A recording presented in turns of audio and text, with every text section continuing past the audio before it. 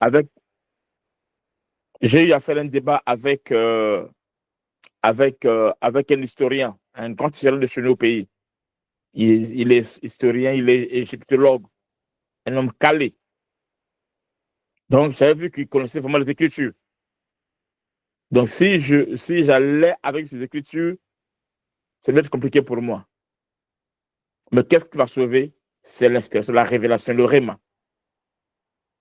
Dans tous les textes qu'il donnait, moi, j'ai apporté le réma de ce texte-là. Et c'est ça qui a fait ce qu'il a eu du mal à s'en sortir. Donc, il y a 5 erreurs qu'un prédicateur débutant devrait absolument éviter. 1.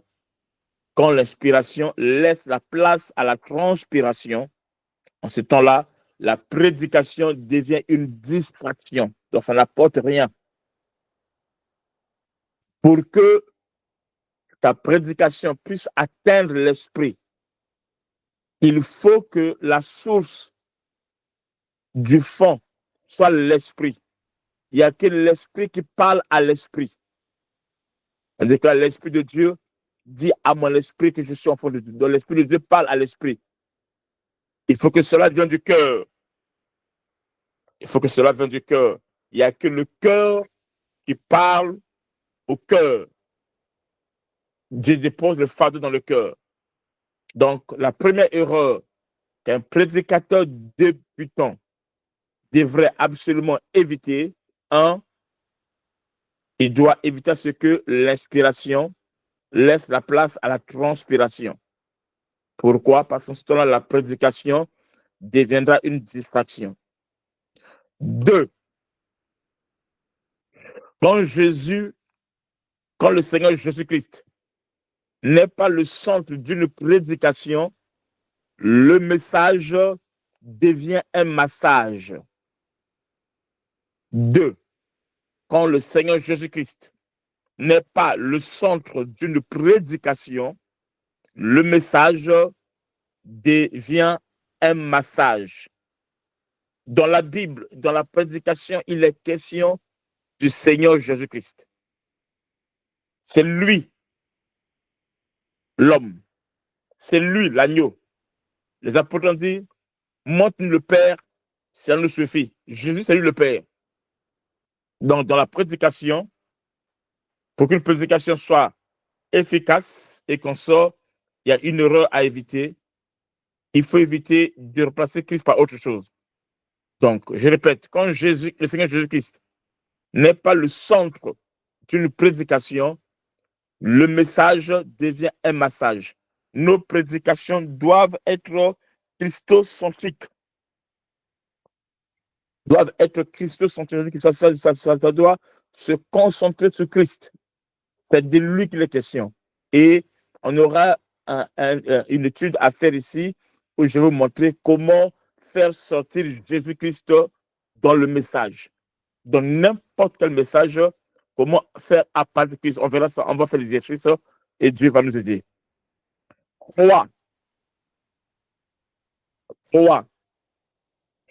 Troisième erreur qu'un prédicateur débutant devrait absolument éviter. 3. Quand le changement de la vie des gens n'est pas la motivation d'un prédicateur, cela devient un gaspillage. Je répète, quand le changement de la vie des gens, donc de ton auditoire, n'est pas la motivation d'un prédicateur, cela devient un gaspillage. Et cela dans n'importe quel domaine. Ce qui motive un prédicateur, c'est le changement de la vie de son auditoire. Dans le domaine de la repentance, dans le domaine que leur vie soit bénie, dans le domaine que leur vie puisse se marier, qu'ils puissent prospérer, qu'ils puissent être stables. Bref, dans n'importe quel domaine, il faudra que le prédicateur soit motivé par le changement de la vie de son auditoire. Je vais répéter, quand le changement de la vie des gens n'est pas la motivation d'un prédicateur, cela devient un gaspillage. Donc, c'est comme si tout ce qu'il va dire là, ça sera du gaspillage. Ça veut dire que ce n'est pas un fardeau fait qui en lui. 4. Quand la grâce n'est pas au centre d'une prédication, le Saint-Esprit est attristé. Quand la grâce n'est pas au centre d'une prédication, le Saint-Esprit est attristé. N'oubliez pas que nous sommes à la dispensation de la grâce. Mais sauf que peu de gens, peu d'églises ne savent pas ce que c'est la grâce. On verra ça peut-être avec vous, si Dieu le permet. Amen. Le message de la grâce est le message de l'heure, est le message de cette dispensation. Alors, quand la grâce n'est pas au centre d'une prédication, il y a des gens, quand ils prêchent, tu vas voir, leur message est basé sur la loi, sur la condamnation, sur beaucoup de choses. Même lorsqu'on parle de la sanctification, il faut toujours ramener ça à la grâce à la fin. La grâce est la signature du message de Jésus-Christ en ce temps. Alors, quand la grâce n'est pas au centre d'une prédication, le Saint-Esprit est attristé. C'est l'une des meilleures façons à un prédicateur d'attister cet esprit lorsqu'il enlève la grâce dans sa prédication. 5e et dernier point, quand la prière n'est pas la conclusion d'une prédication, le message n'a pas d'impactation. Alors souvent, là, il y a 2 dimensions. Je répète d'abord. Je sais, 5e point, quand la prière n'est pas la conclusion d'une prédication, le message n'a pas d'impactation. Tu peux prêcher, tu prêches. Si à la fin de ce message-là, tu ne conduis pas les gens à la prière, ou le message-là ne suscite pas dans le cœur des hommes la prière, et qu'on sort, ça veut dire quoi? Ça veut dire qu'il manque quelque chose. Il n'y aura pas d'impactation. Pour qu'il y ait impactation, que le message qui est là puisse impacter, qu'on soit à la fin, apprend à mener l'église, ton auditoire, par la prière. Alors ça, il y a 2 qui peuvent le faire. Soit c'est l'orateur lui-même direct qui le fait, ou soit c'est le modérateur qui vient après l'orateur qui le fait si l'orateur ne l'a pas fait. Au temps normal, tout bon modérateur, après le prédicateur, il peut faire un petit résumé de 5 minutes et emmener les gens dans la prière si l'orateur ou le prédicateur ne l'a pas fait. Pourquoi? Afin que ce message puisse amener l'impactation dans la vie de l'auditoire. J'espère qu'on a un peu compris. Ce sont les 5 erreurs d'un prédicateur débutant qui doit éviter absolument. Que Dieu bénisse. Chaque jour, avant que je commence mon cours, je donne juste un petit quelque chose comme ça là, et après on rentre dans le cours. Donc, nous rentrons dans le cours. Que Dieu bénisse. Et dans le cours, nous allons voir les dispositions à prendre avant de prêcher. Les dispositions à prendre avant de prêcher. Avant que tu passes à la chair, avant ta prédication, il y a des dispositions, amen, qu'il faut prendre avant de prêcher. 1.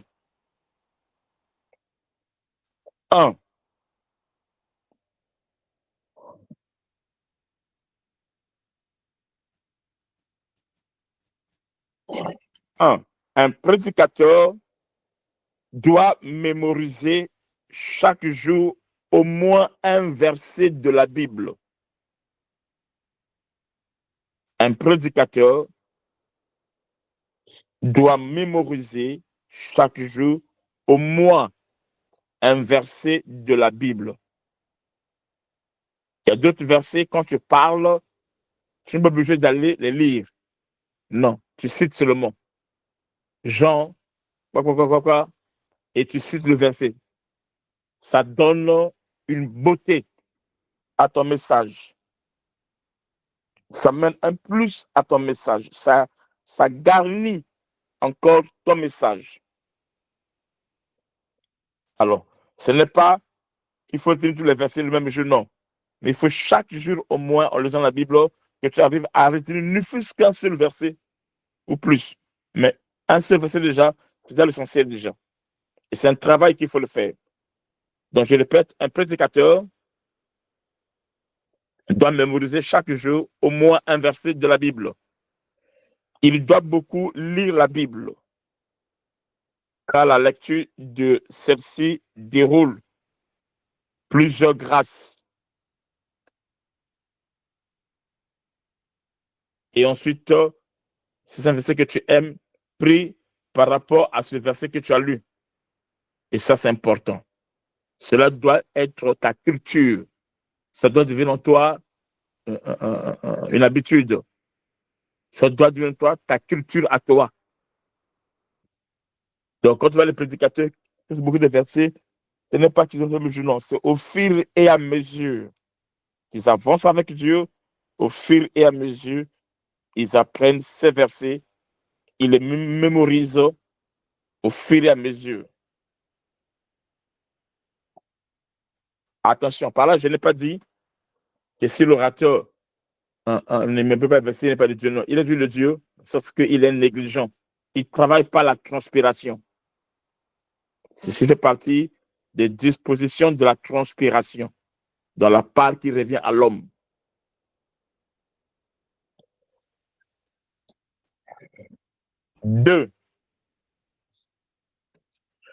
Deuxième disposition à prendre avant de prêcher. 2, il doit maîtriser au moins une histoire de la Bible, au moins chaque semaine.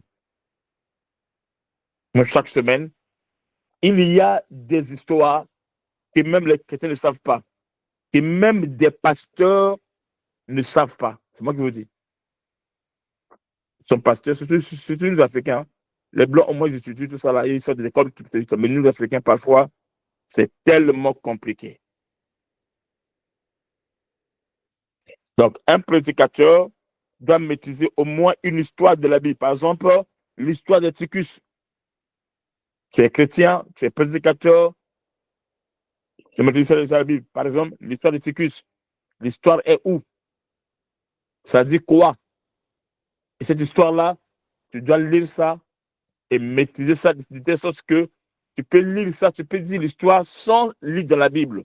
Je n'ai pas dit de répéter l'orthographe de la Bible, non. Ça dit que tu dis à ta manière, selon toi, mais tu parles de cette histoire-là de la Bible. Et si tu le fais au moins chaque semaine, donc ça veut dire en 4 mois, et en un mois, tu as 4 histoires de la Bible que tu as retenues. C'est ce qui nous permet de mieux lire la Bible et de lire la Bible facilement. Tu dois lire les histoires connues et des histoires inconnues. En fait, il n'y a pas d'histoire inconnue, mais sauf qu'il y a des histoires où les gens ne lisent pas. Telle que l'histoire de Shangar, l'histoire de Dodo, l'histoire de Mephibosheth, par exemple, l'histoire de Lydie. Il y en a plein. La parabole des 2 aigles, par exemple. Il y en a plein d'histoires que les gens ne lisent même pas. L'histoire de la femme sunamite.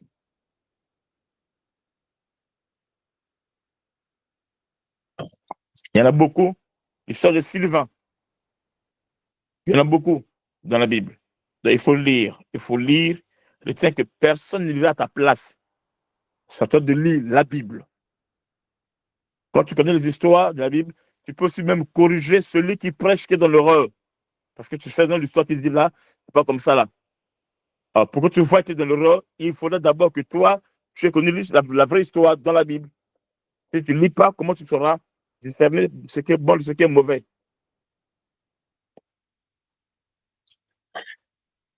Beaucoup lisent des histoires seulement parce que son pasteur en a parlé. Ils connaissent pas son pasteur en a parlé. Mais pas parce que lui-même est allé lire. C'est ça, je vais dire aussi. Si le pasteur en parlant a fait une erreur, alors l'histoire que tu connais va contenir l'erreur que le pasteur avait fait. Parce que ce n'est que sur le pasteur que tu apprends les choses. Au moins que toi-même, tu as le libre accès d'aller étudier. C'est en étudiant, en lisant la Bible, en étudiant, qu'on va recevoir ce que le pasteur n'a pas dit. Peut-être qu'il a dit ça dans un contexte précis. 3. Non, non, non. Non, non. 2. Il doit maîtriser au moins une histoire de la Bible. Plus tu connais cette histoire avec profondeur, plus tu vas commencer à y sortir des révélations. Ce qui fait que certaines personnes accèdent aux révélations, c'est parce qu'ils connaissent cette histoire-là avec profondeur. Il y a des gens qui lisent la Bible, une histoire, ils lisent ça seulement superficiel. Mais quand tu prends ton temps maintenant, tu commences à lire ça avec profondeur. On verra ça quand je vais vous enseigner comment méditer un texte, comment méditer un verset biblique ou bien une histoire. On verra ça dans le cours, vous allez comprendre la différence.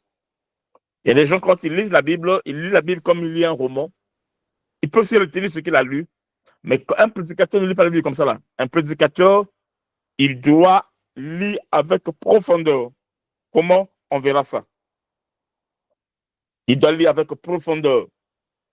Donc, il y a certains détails dans l'histoire que seuls les prédicateurs arrivent à voir ça, que parfois d'autres personnes en général, ils lisent, ils passent seulement. Ils lisent, ils passent.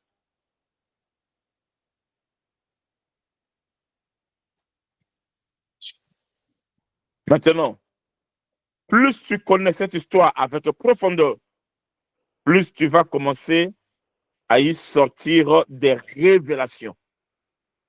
Parce que tu n'es pas resté en surface, mais tu es allé en profondeur. Le fait que tu es allé en profondeur, alors tu es appelé à voir ce que tous ne voient pas. Pourquoi cette phrase est au passé? Pourquoi ils sont présents? Pourquoi ils sont là même pour et là maintenant commencer? Donc, il y a plein de choses.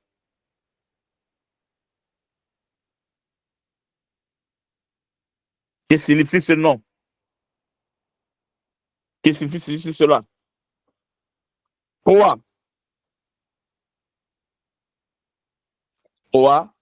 Troisième disposition. Apprendre avant de prêcher. 3. Il doit faire confiance au Saint-Esprit. Le prédicateur doit faire confiance au Saint-Esprit. C'est le Saint-Esprit qui rappelle au prédicateur des choses qu'il avait lues.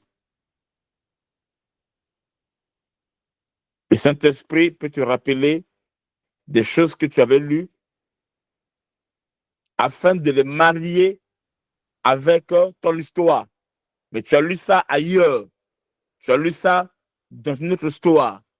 Tu as lu ça dans notre histoire.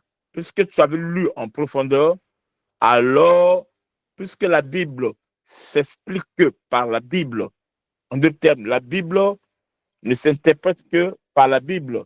La Bible expliquée par elle-même. Donc, un autre texte peut expliquer un autre texte.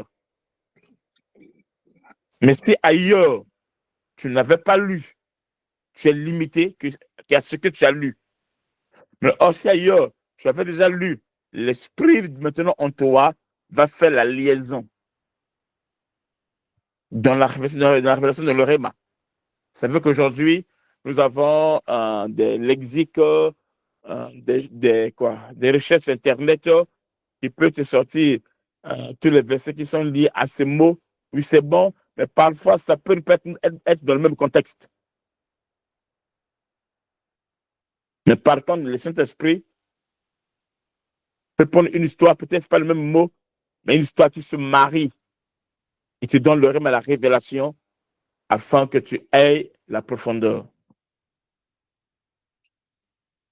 Donc, le prédicateur doit faire confiance au Saint-Esprit, car c'est lui qui rappelle au prédicateur des choses qu'il avait lues.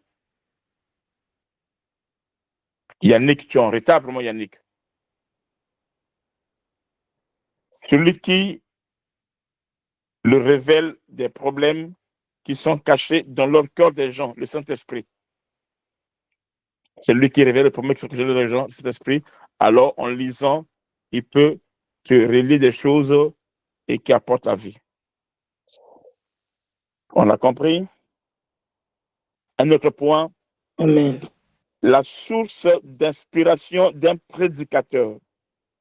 La source d'inspiration d'un prédicateur.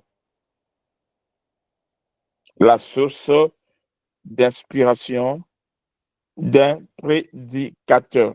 1. Ses propres lectures.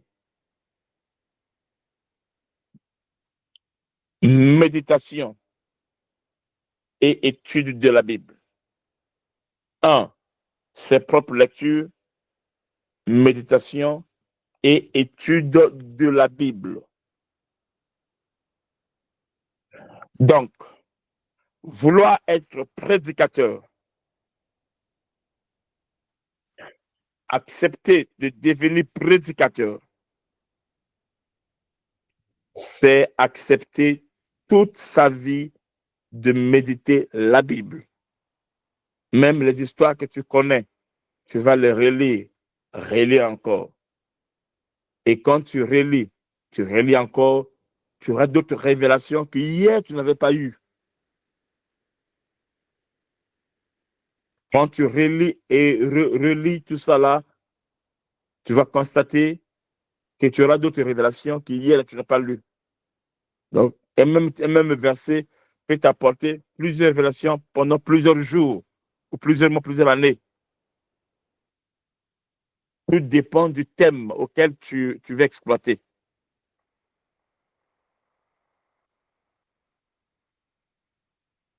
Donc, le Saint-Esprit te donne la révélation, la profondeur de ce texte-là par rapport au thème.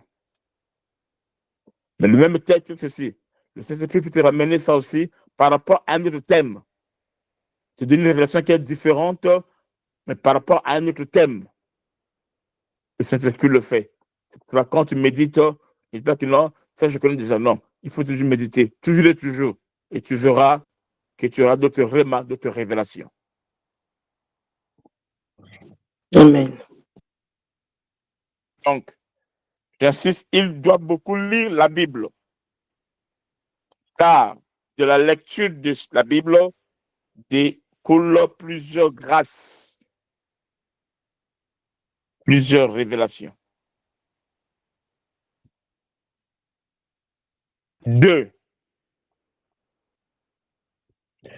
Deuxième disposition à prendre avant de prêcher. 2. Il doit maîtriser au moins une histoire. Attends. J'étais arrivé où?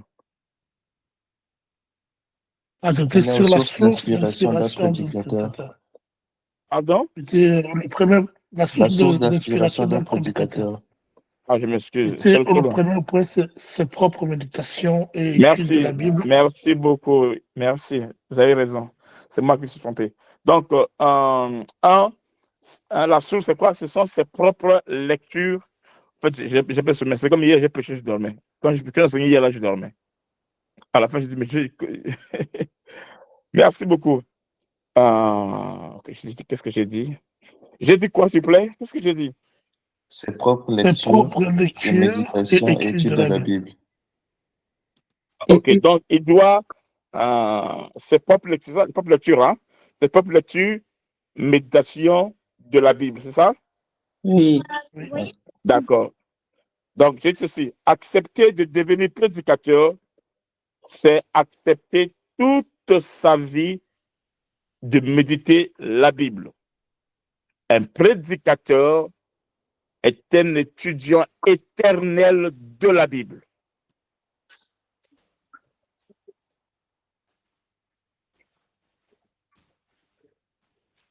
Un prédicateur est un étudiant éternel de la Bible. Et c'est une honte pour lui de rater sa prédication. C'est une honte. Lui doit savoir qu'il a mal prêché ou il a bien prêché. Il doit savoir quand il a l'habitude. Deuxième source, la prière. La prière. Quand tu pries, Dieu peut te révéler le message à prêcher. Par la prière, Dieu peut te révéler la cible, le but à atteindre, l'objectif à atteindre. Dieu peut te révéler par la prière le message à prêcher. OK? Par la prière. Un bon prédicateur, c'est un homme de prière. C'est une femme de prière. Séparer un prédicateur avec la prière, c'est faire de lui quelqu'un qui est basé sur la transpiration et non sur l'inspiration.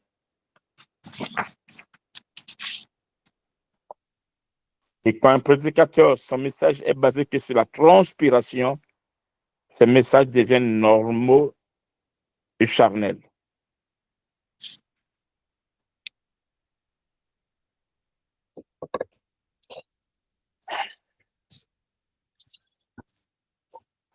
Troisième source d'inspiration d'un prédicateur, les besoins de l'assemblée. Alors ici, là, il faut être attentif vraiment. Sans ça, c'est glissant. Les besoins de l'assemblée. Donc, je peux te parler. Tu peux puiser ton message comme source, tes propres lectures, méditation, études bibliques. Tu peux t'appuyer sur ta prière, ce que tu te dis par la prière. Troisième point, les besoins de l'assemblée.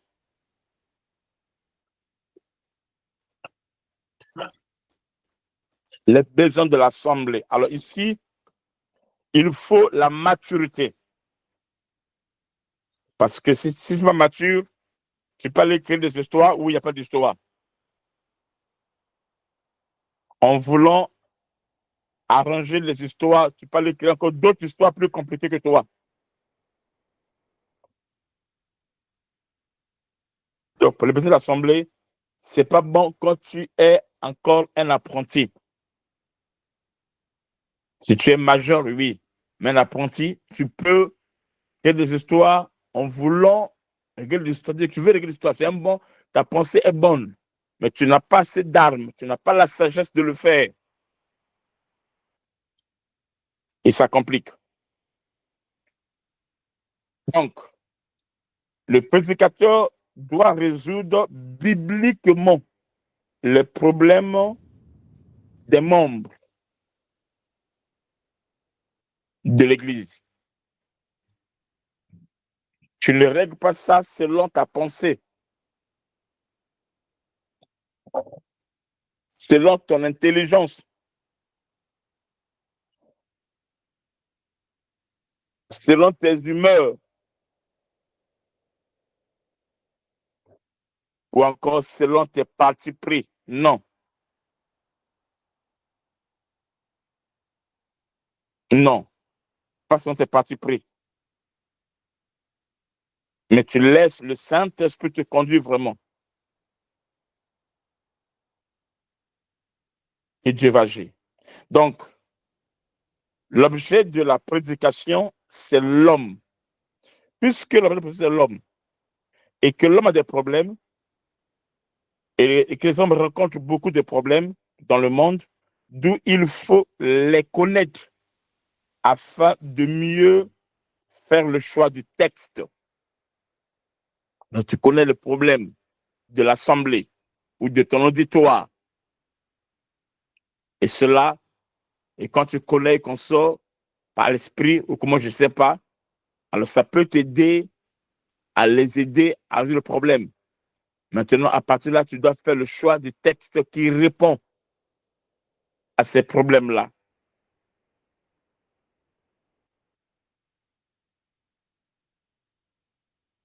Donc, je répète, il faut les connaître afin de mieux faire le choix du texte. Cela nous permet de savoir ce que les gens attendent de Dieu.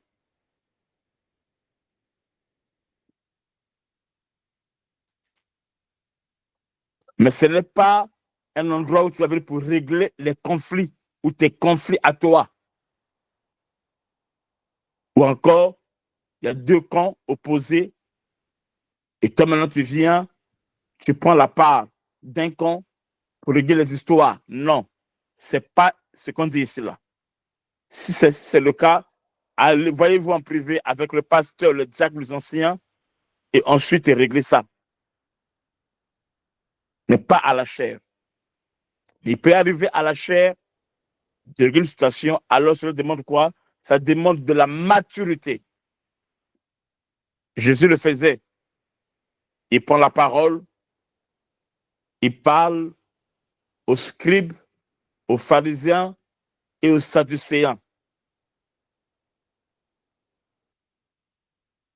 Des gens ou des groupements qui ont des doctrines différentes, mais Jésus arrive à leur parler et à les mettre tous d'accord.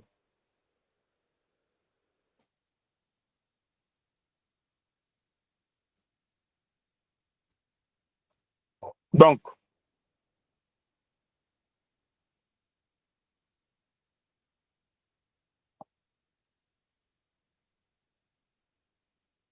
est-ce qu'on est là? Amen. On est là, papa. Amen. OK. Donc, on peut se dire qu'on ne prêche pas, et l'on ne prêche pas les prédications des autres que lorsque ça atteint les objectifs de ton ministère. Quelqu'un peut prendre un message de quelqu'un d'autre, tu peux prêcher ça, mais sauf que il faut orienter cela par rapport au but de son ministère. Et non aller, il faut le fit, et non aller reproduire ce que tu as écouté l'autre prêcher. Parce que ce qu'il a prêché, c'était par rapport aux besoins de son église, aux problèmes de son église qui était là. Et ton église ou votre église peut ne pas avoir les mêmes problèmes. Alors, puisque ne pas les mêmes problèmes, donc ce message qui a été prêché ailleurs ne pourra pas répondre aux besoins de l'église parce que vous n'avez pas les mêmes problèmes.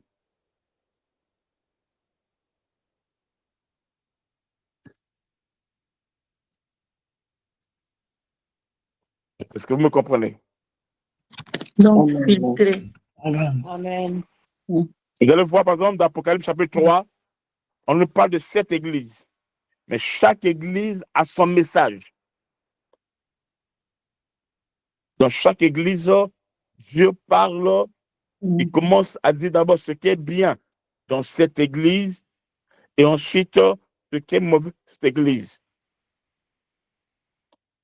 Et lorsqu'on doit, par exemple, résoudre les problèmes, les besoins de l'église, il ne faut pas dire seulement à 100% ce qui est mauvais. Il faut aussi élever ce qui est bien et ensuite on introduit ce qui est mauvais pour qu'il y ait équilibre et que le message passe. L'homme fonctionne comme ça. Donc, Dieu va leur parler ce qui est bien, ce qu'il admire en eux, pour cette église-là. Et ensuite leur dit ce qu'il les reproche. Donc, il faut une forte sagesse. Donc, quand la source d'inspiration de ton message est le besoin de l'Assemblée, cela demande vraiment de la maturité et de la sagesse.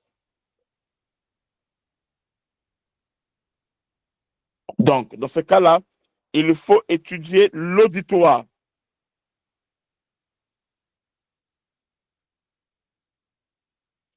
Même si tu prêches à l'église, ne donne pas l'intention de personnifier le message. Ne donne pas l'intention que tu vises une personne ou que tu vises un groupe quelconque de gens. Non.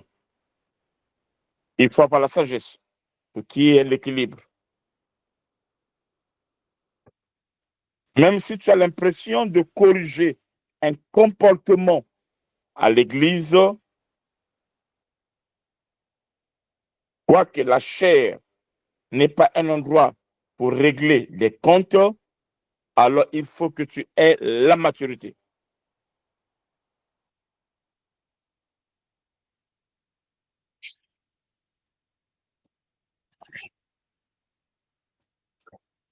C'est bon?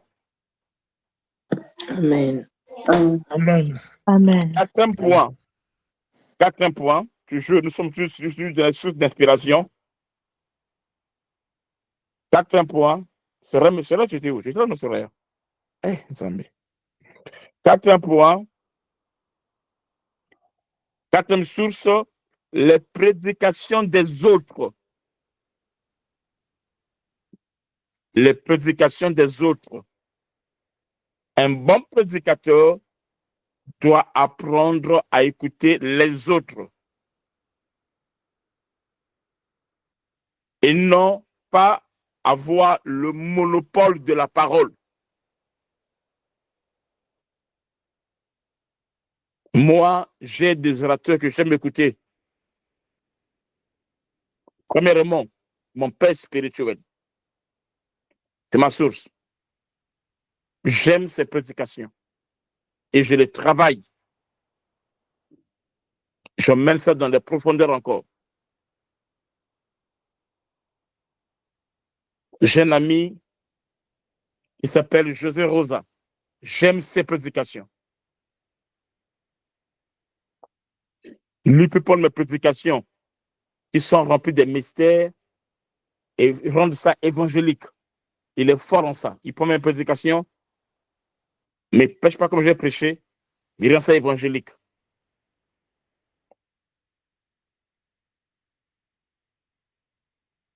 Donc, on travaille comme ça, moi et lui. Et j'aime.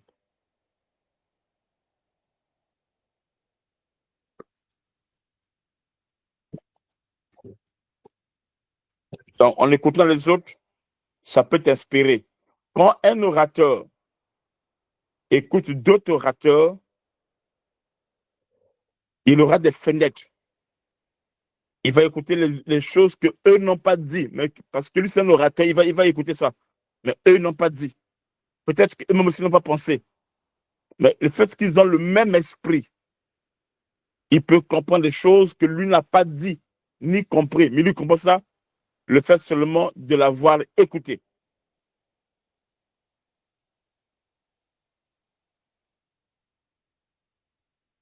Donc, celui qui écoute beaucoup ne manquera pas les choses à dire. Car, je répète, celui qui écoute beaucoup ne manquera pas les choses à dire. Car la prédication des autres peuvent être une source d'inspiration de tes propres prédications.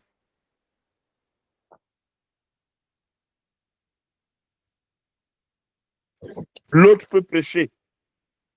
Mais dans ce qu'il prêche là, juste une phrase qu'il a dit, cette phrase-là, chez toi, peut devenir toute une prédication. Au-delà de ce qu'il lui a dit.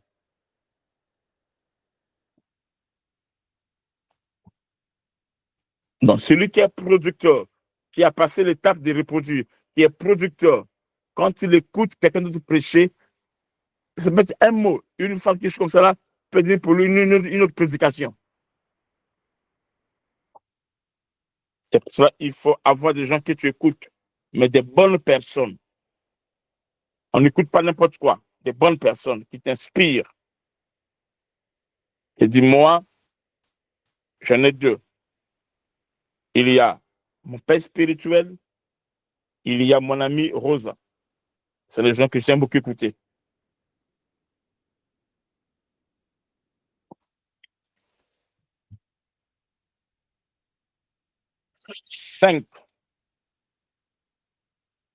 Cinquième point, cinquième source d'inspiration. 5. L'actualité. Les actualités. Un prédicateur doit suivre les informations.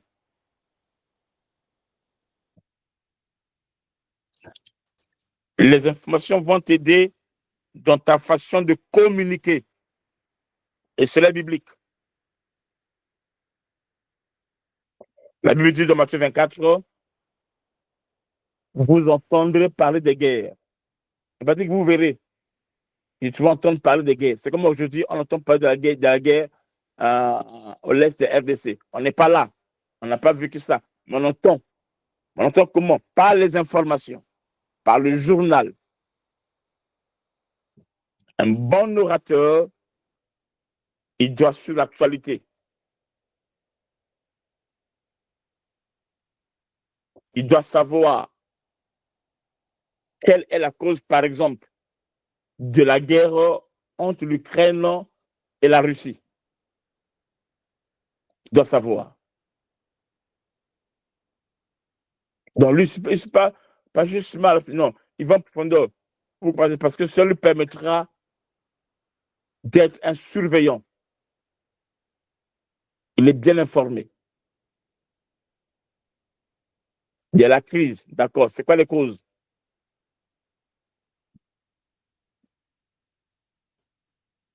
Donc, l'actualité peut devenir quelque chose qui va renchérir ses prédications. 6. Sixième source d'inspiration. Tes propres expériences.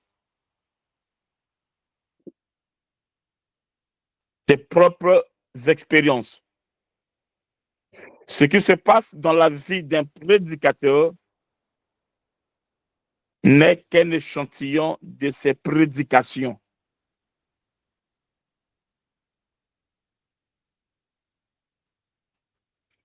Un prédicateur est un messager.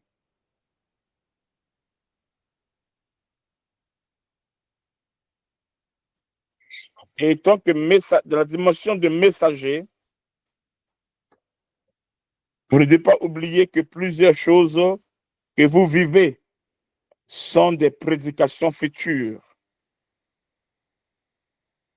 Et tant que messager, tu dois retenir que les choses que tu vis sont des futures prédications. Vos expériences sont des fortes prédications.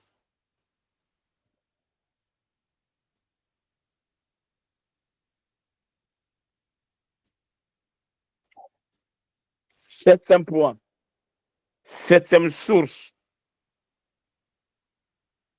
On va lire ça. Drish, Mont-Sylvie, Pasteur Royal, je me souviens, ça déclare, la nature elle-même ne vous enseigne-t-elle pas? Ce verset-là. 5, septième source, la nature. La nature. La nature est la première Bible. Il y en a 7 Bibles, on verra ça un jour. La nature est la première Bible.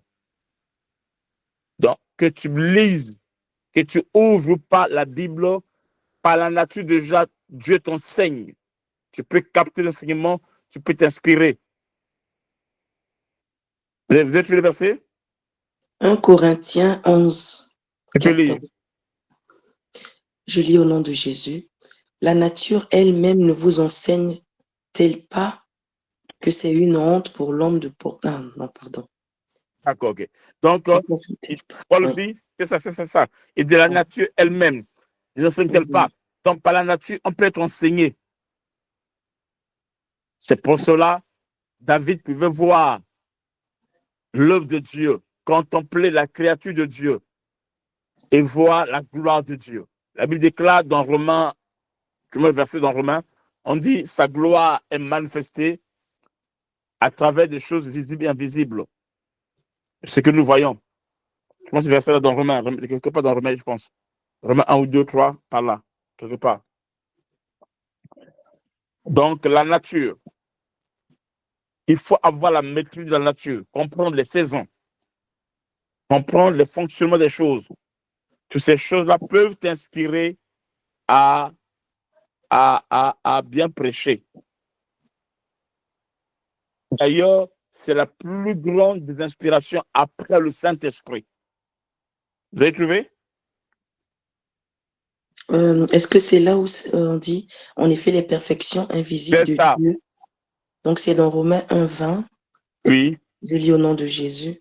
En effet, les perfections invisibles de Dieu, sa puissance éternelle et sa divinité se voient comme à l'œil depuis la création du monde quand on les considère dans ses ouvrages. Ils sont donc inexcusables. Amen.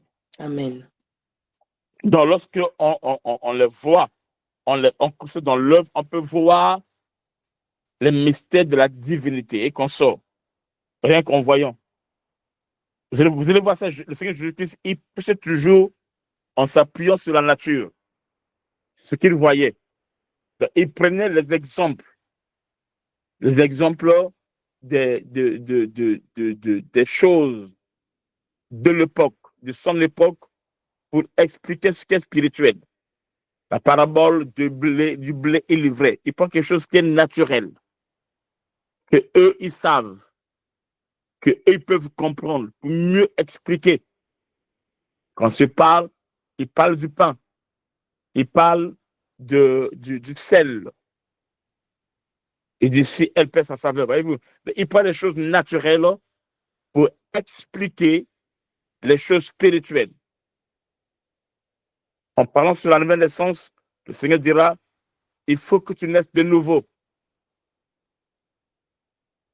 Il prend ça pour expliquer les choses spirituelles. Voyez-vous, il dit, quand je vous parle des choses de la terre, vous ne comprenez pas. Ah, comme faire raison que je parle sur les choses du ciel. Il donne beaucoup de paraboles. Il parle de l'ivraie. Il parle de la graine de Sénève. Il explique des choses qui sont concrètes afin que ce auditeur puisse mieux comprendre. Donc, la nature, ce qui se passe autour de nous, peuvent devenir une source d'inspiration. Un grand homme de Dieu, un grand prédicateur, c'est celui qui s'appuie aussi sur des exemples, des faits naturels ou dans notre vécu. Bref, il peut s'appuyer sur beaucoup de choses qui seront pour une source d'inspiration afin de mieux communiquer le message.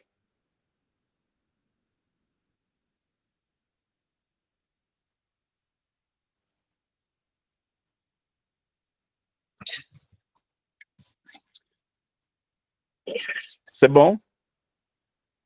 Amen. Ok, je vais m'arrêter par là pour aujourd'hui. On va continuer. Demain, il n'y a pas enseignement. Notre prochain rendez-vous, ce sera le lundi à la même heure, lundi 21h pour l'enseignement.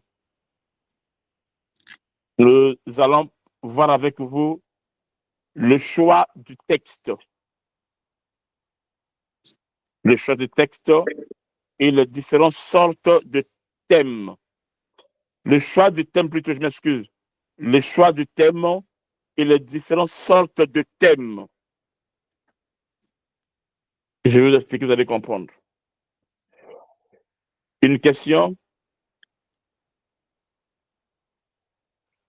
Place aux questions. Tu as la question, tu peux prendre la parole, ouvrir ton micro, prendre la parole et poser la question et on va te répondre.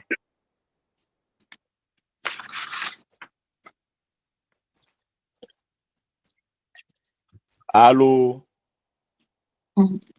Shalom, papa. Shalom. Vous avez dit la nature elle-même vous enseigne. Et puis la nature est la première Bible. Vous avez dit qu'il y en avait 7. Oui, mais ce n'est pas trop notre cours. Pardon? Ce n'est pas trop notre cours aujourd'hui sur la Bible. Pardon. Donc, la nature, c'est la première Bible. Ok. Je m'excuse. Jésus-Christ, bon, je ne suis pas de main charnel, hein, main charnel, la nature est la première Bible. C'est-à-dire que tu sois chrétien ou pas, quand tu nais, par la nature, tu peux apprendre les choses. Par exemple, chez nous, nos parents, hein, nos parents au pays, nos grands-pères et consorts, et avant que l'évangile arrive, ils savaient déjà que le dimanche ou le samedi, on ne doit pas aller au champ. Ils appelaient ça Eyenga. Mm-hmm. Ils savaient déjà que l'adultère, prendre la femme d'autrui, c'est un péché. C'est l'adultère, voler, tout ça là. Mais ils n'ont pas pris ça dans la Bible. Ils ont appris ça dans les lois de la nature. Mm-hmm. Ils ont appris aussi qu'une femme, pour aller avec elle, il faut la doter. Ils ont appris ça dans les lois de la nature. D'ailleurs, ces personnes qui ont vécu avant que l'évangile, par exemple, arrive en Afrique, ils seront jugés pas par rapport à l'évangile, mais ils seront jugés par rapport à leurs œuvres compte tenu de la loi à l'époque. Donc, la nature est une Bible. Notre conscience, ta conscience est une Bible. Que tu sois païen ou chrétien consort, quand tu fais quelque chose de mal, ta conscience te parle que ça c'est mauvais. Ça t'enseigne. Cette voix interne en nous nous dira que non, c'est mauvais. Maintenant, lorsque ta conscience parle, et que tu l'écoutes pas, tu l'écoutes pas, à un moment donné, alors, elle ne perd plus. Donc, tu fais ce que tu veux et elle ne perd plus. Le Seigneur Jésus-Christ est une Bible. On l'appelle la parole. Sauf qu'il n'est pas la Bible écrite. Il est la parole faite chair. Et la Bible écrite que nous avons, c'est aussi une Bible. C'est la parole écrite. Et le chrétien, tel que moi et toi, nous sommes aussi une Bible. La Bible nous appelle les épîtres vivantes auxquelles Dieu a écrit, pas avec l'encre, mais avec son esprit sur nos cœurs, les paroles de Dieu. Bref, il y en a tous 7 Bibles. On va ça toujours si vous voulez, et je passe ça en profondeur. Que Dieu vous bénisse. Une autre question.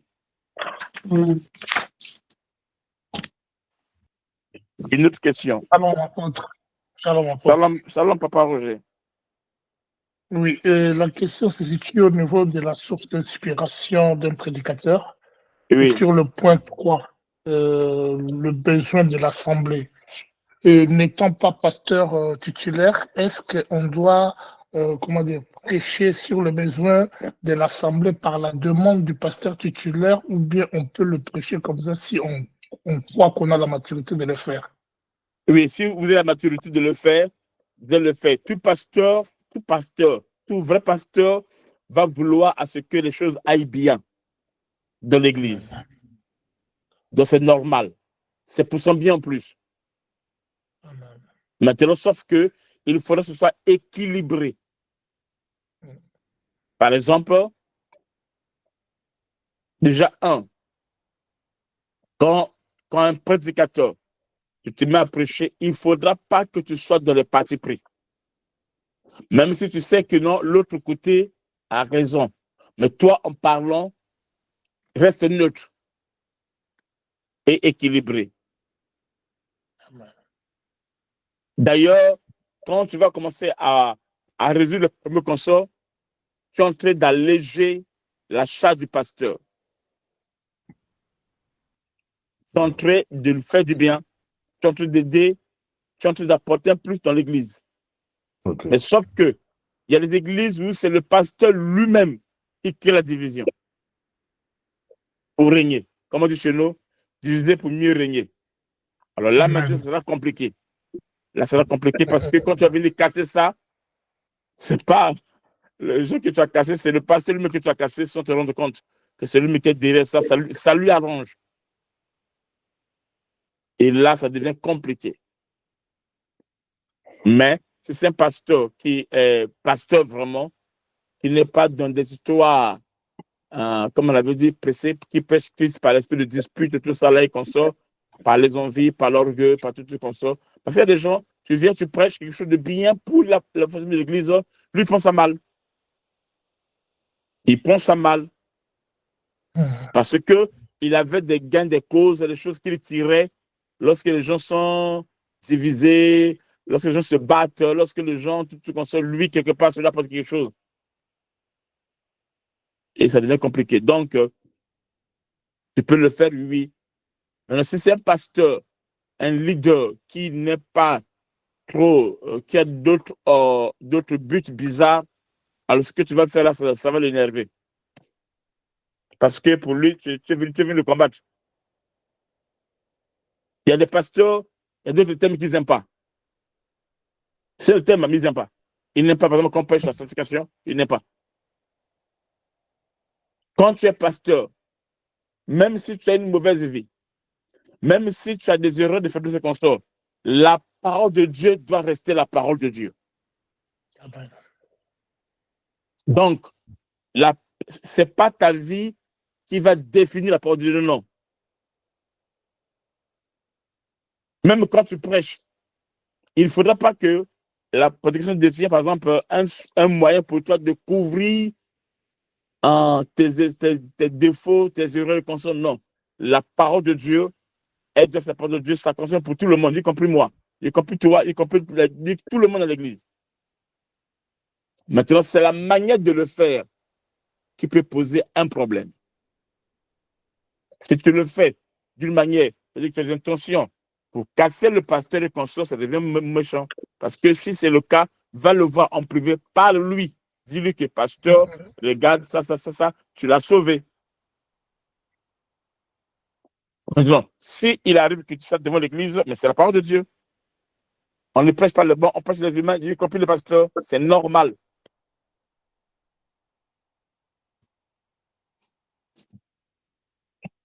Je pense que j'ai répondu. Hein. Amen, papa. Il y a une autre question? Moi, tu as dit tout à l'heure. Wesley. Pardon? C'est Wesley? Oui, c'est moi. Ah, bon. Vas-y. Oui, c'est vrai que je ne comprends. Désolé. Parce que c'est Jessie là qui apparaît, c'est pour ça fait bizarre. Alors, je voulais dire, tu as dit tout à l'heure qu'il ne fallait pas avoir de parti pris, mais j'ai deux questions à poser. Est-ce que la parole de Dieu elle-même n'a pas déjà un parti pris? Et aussi, est-ce que le manque entre guillemets, de parti pris ne va pas augmenter le sentiment d'injustice de la part de la personne, par exemple, dans l'Église, qui aurait pu être lésée? D'accord, je réponds rapidement. La parole de Dieu est souveraine. La parole de Dieu, ce n'est pas une partie prise, mais c'est ça la volonté de Dieu. Okay. C'est ce que Dieu dit.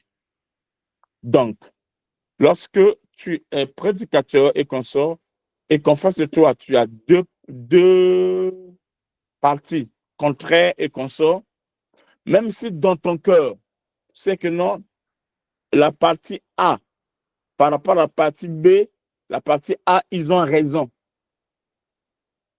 Ne monte pas la chair pour élever la partie A qui a raison et pour clouer la partie B qui ont tort. Non.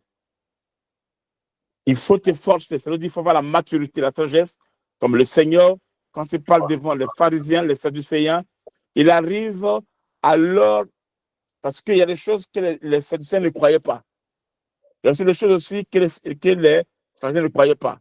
Mais le Seigneur est capable de leur faire avaler ce que l'autre croit sans pourtant détruire l'autre. Et là, c'est la sagesse. C'est la sagesse. Donc la Bible, la Bible n'a pas le parti pris, mais la Bible, la parole, c'est la volonté de Dieu. La parole de Dieu est souveraine, c'est ce que Dieu a dit, c'est la lumière, et le regard que c'est les ténèbres. Tu vois. Donc, nous, étant un chrétien, on prend la Bible pas comme une partie prise, mais comme la volonté parfaite de Dieu. Souveraine de Dieu. Ce que Dieu a dit, on s'incline là-dessus, sans problème. Maintenant, il y a une manière d'aborder certaines choses pour ne pas frustrer les autres. Mais attention, par là, je n'ai pas dit qu'il ne faut pas cacher la vérité, non. Mais c'est la manière de le communiquer, la manière de le faire qui est un problème. Ok. Donc c'est vrai que ça veut dire que si la parole de Dieu, entre guillemets, tranche dans une certaine direction, bien qu'elle tranche dans une certaine direction, il faut savoir le présenter correctement afin de ne pas les frustrer ou augmenter davantage le sentiment d'injustice d'un côté ou de l'autre. D'accord, okay, c'est ça. C'est ça? D'un exemple, il y a même certains thèmes, c'est un péché, c'est vrai, mais il faut savoir comment le dire, comment le faire. Maintenant, le comment là, on obtient ça avec le temps. C'est au fur et à mesure, avec le temps. Très souvent, les nouveaux prédicateurs sont trop tranchants. On appelle ça le zèle amer. Ils ont un zèle amer. Ah, ça, c'est la vérité, tu consommes. C'est parce qu'ils sont un zèle amer. Maintenant, au fur et à mesure qu'ils arrivent à avoir de l'expérience, alors ils auront une autre manière, une façon plus paisée de parler ou bien de gérer les choses. Ok, merci beaucoup. Merci beaucoup pour la révélation. Merci beaucoup. Tu vois, Jésus-Christ, on amène une femme qui a été prise au flagrant délit d'adultère. Mais quand il parle, tu vois, il parle, il met tout le monde d'accord. En réalité, ils ont raison sur la loi de Moïse. La femme a tort. Mais quand Jésus a parlé, leur conscience, ceux qui avaient raison, leur conscience a réagi de sorte que les pierres qu'ils avaient, ils n'ont pas pu lapider la femme. Parce qu'ils ont compris quelque chose. Sagement. Et Jésus, en plus, a dit à la femme aussi, toi aussi, va et ne pêche pas. Donc, à tous, il a dit la même chose, mais pas de la même manière. Okay. Une autre question? Merci beaucoup. De rien. Allô? Oui, allô? Allô? Oui, Shalom, allô? papa. Shalom. Shalom au peuple de Dieu. Papa, je voulais poser une question parce que tout à l'heure, quand tu disais que tu as dit qu'il faut faire confiance en cet esprit. Comment on peut faire confiance à cet esprit? Parce qu'il y a aussi des esprits mauvais qui peuvent venir te troubler. C'est qui? C'est Papa Pierre? C'est qui? C'est Papa Pierre, oui. Ah, d'accord. Ok, Papa Pierre, tu as raison. Déjà, étant que prédicateur, ou celui qui apprend à vouloir prêcher, il faut d'abord que tu sois quelqu'un qui a le Saint-Esprit. Donc, tu connais le Saint-Esprit. Tu connais son fonctionnement. Tu connais sa façon d'opérer, d'agir. Et tu lui fais confiance. Ce n'est pas une confiance aveugle, non. Parce que tu le connais. Tu connais la parole de Dieu. Comment connaître le Saint-Esprit, la parole de Dieu? Il faut juste être enseigné sur la personne du Saint-Esprit selon la parole de Dieu. Ça te permet de le connaître et de développer la communion avec lui. Et à partir de là, tu lui fais confiance. Ah, d'accord. Merci, papa. Il y a Michel n'est pas là? Non, elle est là. Yamil, ça, j'attends ta question. Elle est là. Merci, j'ai compris. Derrière, papa. Merci. OK, quelqu'un nous a une question? Shalom, papa. Shalom. Tout le monde. Alors, papa, moi, j'aimerais avoir votre lumière sur une préoccupation. Alors, c'est plus votre opinion que j'ai besoin. La question, c'est de savoir quelle est la différence que vous faites aujourd'hui du style de prédication anglophone et francophone. Parce que, juste un constat, on a l'impression que dans les églises francophones, on est plus dans des prédications de motivation, alors de prêcher le salut. Et moi, j'aimerais juste avoir votre avis sur cette question-là. Merci. Je vais répondre ça rapidement. Au fait, la différence est d'abord dans la mentalité. La mentalité francophone et anglophone n'est pas la même. Et cette mentalité a été emmenée jusqu'à dans l'Église, jusqu'à dans la parole, jusqu'à dans l'exercice de la parole. Les anglophones ont leur style. C'est-à-dire les anglophones, la plupart en général, je vais parler de ceux qui sont en Afrique. En Afrique, les anglophones, ils sont plus basés sur les messages de Idaosa. C'est-à-dire qu'ils sont bien organisés, ils ont l'ordre. Et l'église anglophone n'est pas loin du business. Et je dis c'est normal. Donc pour eux, ils vont prendre le texte dont Jésus-Christ dit, il faut que je m'occupe des affaires de mon père. En anglais, il faut que je m'occupe des business de mon père.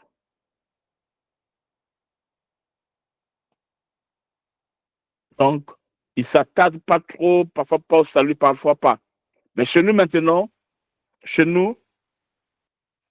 plus précisément en Afrique centrale, et l'Afrique centrale dans la RDC, RDC fait partie des pays distributeurs de l'évangile à travers l'Afrique et le monde. Comme le Nigeria aussi, pour les anglophones, comme la RDC pour les francophones. Maintenant, la RDC, les gens sont partis aussi avec les erreurs. Parce que la base, ça a été un Eiji Nabala, le Nzemalam. Donc la source, celui qui a la tête, peut facilement influencer les autres en bien comme en mal.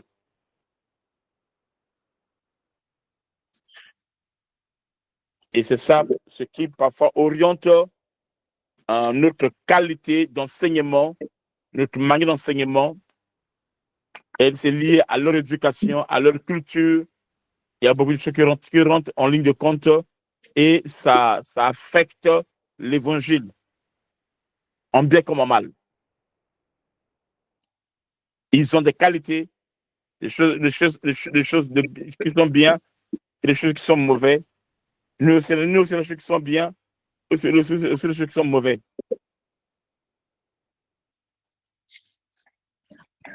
Mais j'aimerais vous dire que l'évangile, chez nous, bon, ça devient un peu compliqué, mais les erreurs que vous voyez aujourd'hui, les églises francophones, donc Congo, les deux Congo, Cameroun, Gabon, tout ça là, les erreurs là, souvent, ça vient de l'église anglophone, donc les manques qu'il y en a, hein, les faux miracles, les faux prophéties, tout ça là, et comme ça. Mais par contre, un pasteur qui est trop lié à l'église anglophone, vous allez voir qu'il sera en avance par rapport aux églises francophones. Les cas de... bon, d'accord, je reste là. Je ne vais pas aller en profondeur. Tu as compris un peu? Oui, j'ai compris. OK, une dernière question et on clôture. Une dernière question. Ça, c'est la dernière question, vraiment.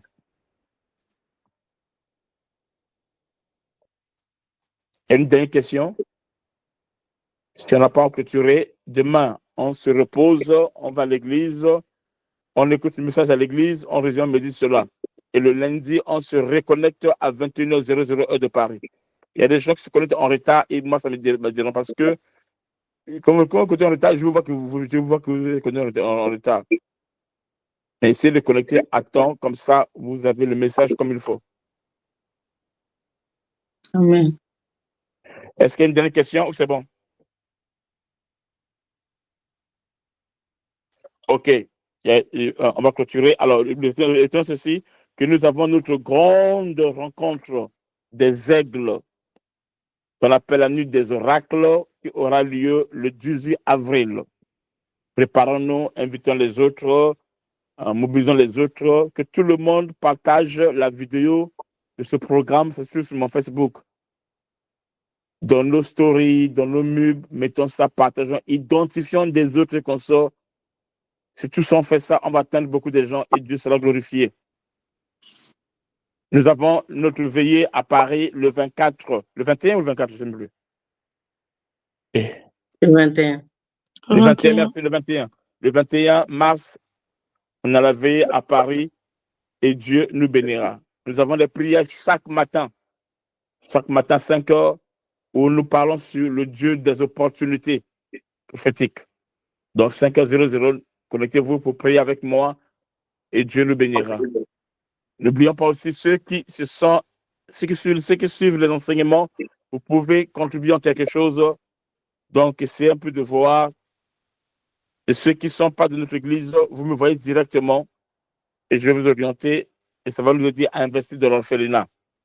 Que Dieu vous bénisse. Je remets la parole à la modératrice. On se revoit le lundi. Amen, amen. Amen. On va clôturer. Père éternel, je te loue et je te glorifie, Seigneur, pour ce cours que tu nous as